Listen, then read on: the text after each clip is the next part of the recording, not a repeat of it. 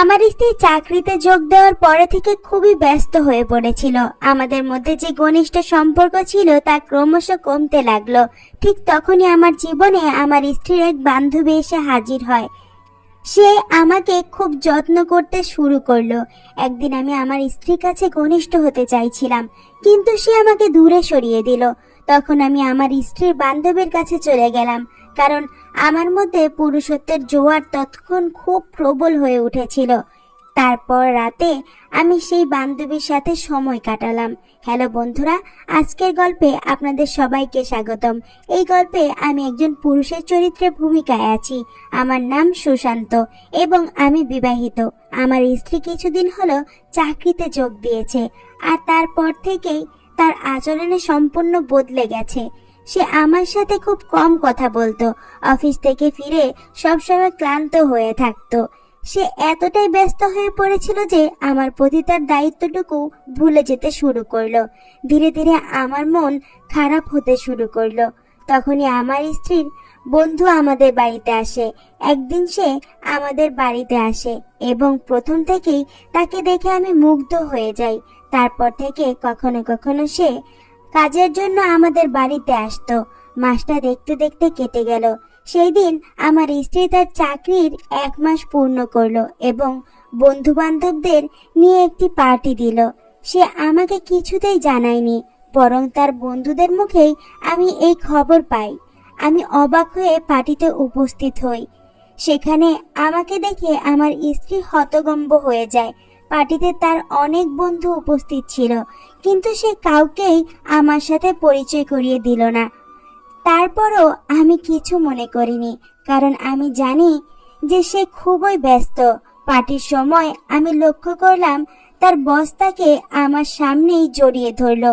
আমি সাধারণত খোলামেলা মানসিকতার মানুষ, তাই এই বিষয়ে আমি বেশি মনোযোগ দিলাম না। রাতের দিকে বাড়ি ফিরে আমি কিছুক্ষণ বাইরে ছিলাম। ফিরে এসে দেখি আমার স্ত্রী বিছানায় শুয়ে ফোন দেখছে। আমি তাকে বললাম, আজকের পার্টির ছবি আমাকেও দেখাও, কিন্তু সে ফোন লক করে শুয়ে পড়ল। 4 দিন পরে তার জন্মদিন ছিল। আমি তাকে একগুচ্ছ ফুল দিয়ে শুভেচ্ছা জানালাম। পরের দিন আমি তার জন্য একটি বিশেষ পরিকল্পনা করেছিলাম এবং সেই কাজে সাহায্যের জন্য তার বন্ধুকে বাড়িতে ডেকে নিলাম। রাতে আমার স্ত্রী বাড়ি ফিরল। আমি তাকে দেখে বললাম, শোবার ঘরে একটি সুন্দর পোশাক রেখেছি, সেটা পরে আসো, আমরা কেক কাটবো। কিন্তু সে বলল, দিনভর অনেক কেক কাটলাম, এখন আর কেক কাটতে ইচ্ছে করছে না। তারপর সে ঘুমিয়ে পড়ল। আমি খুবই হতাশ হয়ে ঘর থেকে বের হয়ে এলাম। আমার মুখের ভাব দেখে তার বন্ধু বুঝতে পারলো যে কিছু একটা হয়েছে। সে বলল, সুশান্ত, মন খারাপ করো না, আজ আমরা আমাদের বন্ধুত্ব উদযাপন করব। তারপর সে কেক কাটতে নিয়ে গেল। আমি তখনও কিছু বুঝতে পারিনি। কেক কাটার সময় সে আমার সাথে একটু মজা করছিল, আর আমি মনের ভুলে তার কাছে গিয়ে তাকে একটু বেশি কাছাকাছি টেনে নিলাম। রাত অনেক হয়ে যাওয়ায় আমি তাকে তার বাড়ি পৌঁছে দিতে গেলাম। সে বলল, সুশান্ত, আমি মনে করি না যে তোমার স্ত্রী তোমার জন্য সঠিক। তুমি কেন তার পিছনে সময় নষ্ট করছো? আমি তার কথায় কোনো প্রতিক্রিয়া দিলাম না, বরং বাড়ি ফিরে গেলাম। বাড়িতে ফিরে দেখি আমার স্ত্রী পানি খেতে উঠেছে। আমি তার পেছনে পেছনে গেলাম এবং তার জন্মদিনের উপহার দিলাম। আমি তার জন্য একটি সোনার লকেট এবং চেন কিনে দিলাম। আমি নিজে তার গলায় সেটা পরিয়ে দিলাম, কিন্তু সে আমাকে নিজ থেকে দূরে সরিয়ে দিল। সে বলল, আমি খুব ক্লান্ত, পরে কখনো সময় দেব। আমার হতাশা বাড়তে লাগলো, কারণ সে আমাকে আমার অধিকার দিচ্ছিল না। আমি তার কাছে বললাম, কিছুদিনের জন্য ছুটি নাও, আমি নিজেও ছুটি নিচ্ছি, আমি তোমার সাথে সময় কাটাতে চাই। কিন্তু সে আমাকে বলল, আমি ছুটি নিতে পারবো না, অফিসে অনেক কাজ জমে আছে। দেখতে দেখতে 2 মাস কেটে গেল, আর সেই মাসের 1 তারিখে ছিল আমার জন্মদিন। আমার আশা ছিল যে সে কিছু একটা বিশেষ পরিকল্পনা করবে, কিন্তু সকালে একতার আগমন ঘটে। সে ফুলের তোড়া নিয়ে হাজির হয়। আমার স্ত্রী তখনও ঘুমাচ্ছিল, আর তার বন্ধু আগে আমাকে জন্মদিনের শুভেচ্ছা জানায়। আমি তাকে জিজ্ঞাসা করলাম, একথা তুমি কিভাবে জানলে আজ আমার জন্মদিন? নিশ্চয়ই তোমার বন্ধু জানিয়েছে। সেই দিন আমার জন্মদিন ছিল, কিন্তু সকাল থেকে সানায়ের কাছ থেকে কোনো শুভেচ্ছা পাইনি। এদিকে দুপুর 3টার একতা আমাকে ফোন করে তার বাসায় ডাকলো। আমি ভাবছিলাম নিশ্চয়ই সানায়া আমার জন্য কোনো বিশেষ পরিকল্পনা করেছে এবং একতার মাধ্যমে আমাকে তার বাসায় আমন্ত্রণ জানিয়েছে। ছুটি নিয়ে বাসায় ফিরে গেলাম। একতার বাসায় পৌঁছানোর পর দেখি সে সম্পূর্ণ প্রস্তুত হয়ে আমার সামনে দাঁড়িয়ে আছে। ছোট পোশাকে সে ছিল অপরূপা সুন্দরী। আমার সামনে পৌঁছাতেই আমার দিকে রজনীগন্ধার পাপড়ি ছিটানো হলো। আমি অবাক হলেও খুব খুশি হলাম। বাসার ভেতরে ঢুকে বুঝলাম এসব সানায়ের কাজ নয়, বরং একতারই পরিকল্পনা। আমার জন্মদিনের জন্য সে এত আয়োজন করেছে, অনেক খরচও করেছে। সে তো তার কাজ থেকেও ছুটি নিয়েছিল আমার জন্য। একতা আমার জন্য নিজ হাতে নানা রকম খাবারও তৈরি করেছিল।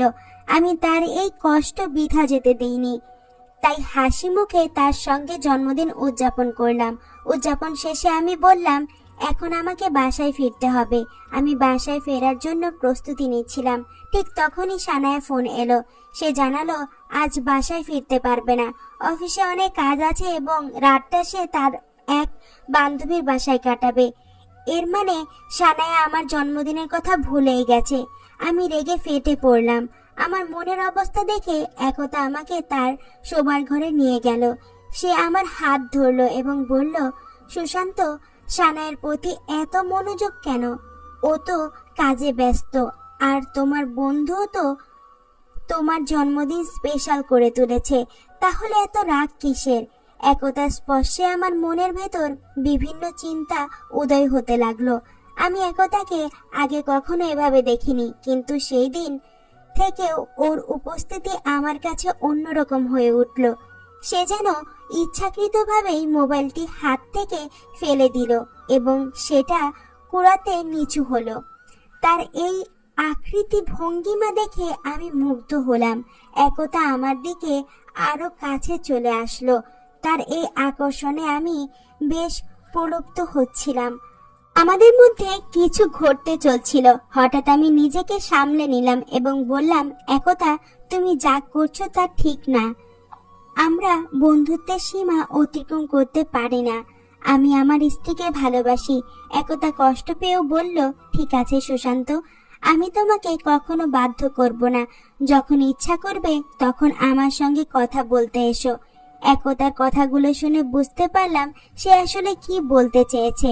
পরদিন সানায়া বাড়িতে ফিরে এলো, কিন্তু আমাকে জন্মদিনের শুভেচ্ছা জানায়নি। আমি নিজেই তাকে মনে করিয়ে দিলাম। সে একরকম বিরক্তের সুরে বলল, হ্যাঁ জন্মদিন তো ছিল, তবে এত বড় ব্যাপার কি? প্রতি বছরই তো আসে। আমি সানাইকে শান্ত করার জন্য তার কাছে গিয়ে কিছু সময় কাটানোর চেষ্টা করলাম, কিন্তু সে আমাকে তার হাত ছাড়িয়ে দূরে সরিয়ে দিল। তার এই আচরণ আমার মনে বিভিন্ন কিছু উদয় হতে শুরু করলো। অবশেষে আমি একতার কাছে চলে গেলাম। তাকে ফোন না করেই রাত 10টায় তার বাসায় পৌঁছে গেলাম। তখন সে একটি ছোট পোশাক পরেছিল। তাকে দেখতে অসাধারণ লাগছিল। সে আমাকে দেখে বিস্মত হয়ে তার ঘর থেকে একটি শাল নিয়ে তাকে ঢেকে নিল। আমি বাড়িতে একা থাকি, তাই নিজের মতো করে পোশাক পরি। হঠাৎ তোমার আগমন বদলানোর সময় পাইনি, একতা বলল। তার এই সাদাসিধে আচরণ আমাকে মুগ্ধ করলো। তার কাছে গিয়ে বললাম, একতা, শাল পরার কোনো দরকার নেই। আমি তো তোমার পর নই, আমরা অনেক কাছের সেরা বন্ধু। আমার কথা শুনে একতা লজ্জায় মুচকি হাসলো এবং আমি তার আরো কাছাকাছি গেলাম। সে আমার কাছে আসতে দ্বিধা করছিল না। পরদিন একতা আমাকে তার অফিসে তাৎক্ষণিক আসতে বলল। এই প্রথমবারের মতো সে আমাকে অফিসে ডেকেছিল।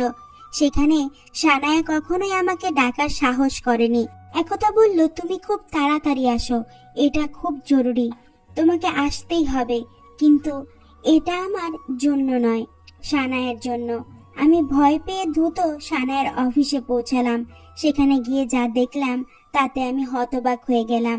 সানায় অফিসের সম্মেলনের কক্ষ, সে তার কিছু সহকারীর সামনে আমার সম্পর্কে হাস্যকর কথাবার্তা বলছিল। সানাই বলছিল আমার স্বামী আমার পায়ের জুতা মাত্র, আর আমার সামনে তার কোনো মূল্য নেই, কারণ সে আমার চেয়ে কম আয় করে। আমি তখন চুপ থাকতে পারলাম না, বললাম, সানায়া, আমাদের বিয়ের সময় তুমি 10ম শ্রেণীতে পাশ করনি। আমার 30,000 টাকার স্যালারি থেকেই তোমার মাস্টার্স ডিগ্রির খরচ বহন করেছি। এইভাবেই তুমি আজকের এই চাকরিতে পৌঁছেছো। তুমি আমাকে এতটা ছোট করে দেখো, আর সেই জন্যই হয়তো তোমার আমার কাছ থেকে দূরে থাকার এই আচরণ। ঠিক আছে, আজ থেকে তুমি আমার কাছ থেকে মুক্ত। তোমার আমার মতো একজনের সাথে থাকার কোনো প্রয়োজন নেই। আজ আমি তোমাকে আমাদের সম্পর্ক থেকে মুক্তি দিচ্ছি। কিছুদিন ধরে তোমাকে আমি একটা সুখবর দিতে চেয়েছিলাম, কিন্তু এখন মনে হয় না যে তার বলা উচিত। সানাই বিষম মুখে তাকিয়ে বলল, শুনে রাখো, 1 মাস আগে আমার পদোন্নতি হয়েছে, কিন্তু আজ থেকে সেটা আমার জীবনে কোনো গুরুত্ব আর নেই। আমার পদোন্নতি নিয়ে জানার পর সানাই একেবারে বিষম হয়ে গেল। আমি এখন ম্যানেজারের পদে এবং আমার বেতন 30,000 টাকার থেকে বেড়ে 1 লক্ষ টাকা হয়ে গেছে, অর্থাৎ পুরো 70,000 টাকা বেড়েছে। শুধু তাই নয়, কোম্পানি আমাকে থাকার জন্য একটি বিশাল বহু ফ্ল্যাটও দিয়েছে। কিন্তু দুর্ভাগ্যবশত সানাই এই সব কিছুর অধিকারিণী তুমি নও। এখন থেকে একতা সবকিছুর মালিক হবে। এই খবর শুনে সানাই আমার পায়ের কাছে এসে পড়ল, ক্ষমা চাইতে লাগলো। সে বলল, সুশান্ত, আমি তোমার স্ত্রী, তোমার সমস্ত অধিকার আমার উপরই থাকবে। একতা আমাদের মাঝে আসতে পারে না। সানাই বরাবরই টাকার পিছনে ছুটেছে, কিন্তু একতা ছিল মানুষের মূল্য বোঝার পক্ষে। আমি তখন সানাইকে বলছিলাম, তুমি তোমার কাজ এবং টাকার মাঝে ডুবে থাকো। একতা তার ভালোবাসার প্রস্তাব আমাকে আগেই দিয়েছিল। একতা সানাইয়ের আসল রূপ আগে থেকেই দেখেছিল, তাই সবসময় আমাকে সানাই থেকে দূরে থাকতে বলতো। সানাইয়ের মতো কিছু মহিলা যখন টাকার কামাতে শুরু করে, তখন তাদের স্বামীকে অবহেলা করতে শুরু করে। এমন মহিলাদের সবসময় সঠিক শিক্ষা দেওয়া উচিত। কিছুদিনের মধ্যে আমি সানাইকে তালাক দিয়ে দিলাম এবং একতাকে বিয়ে করলাম। বিয়ের পর একতা তার চাকরি ছেড়ে দিল। তার মনে আমার স্বামী আমার কাছে সবচেয়ে প্রিয়। যদি আমি তাকে পর্যাপ্ত সময় না দিতে পারি, তবে চাকরি বা টাকা আমার কোনো কাজেই আসবে না। একতা ছিল সত্যকারের ভালোবাসার উপযুক্ত। আমি যতটা ভালোবাসা আশা করেছিলাম, তার থেকে অনেক বেশি ভালোবাসা ও সম্মান আমি একতার থেকে পেয়েছি। তাই বন্ধুদের বলবো, কোনো নারী যেন তার স্বামীর সম্মানকে টাকার সাথে তুলনা না করে। একবার যদি কোনো পুরুষের আত্মসম্মান ভেঙে যায়, তবে সে আর কোনোভাবেই কোমল থাকতে পারে না। তোমাদের যদি ভিডিওটি ভালো লাগে, তাহলে অবশ্যই চ্যানেলটি সাবস্ক্রাইব করতে ভুলবে না এবং বেল আইকনে একটি ক্লিক করে রাখবে, যাতে আমার চ্যানেলের সমস্ত ভিডিওর নোটিফিকেশন তোমাদের ফোনে চলে যায়।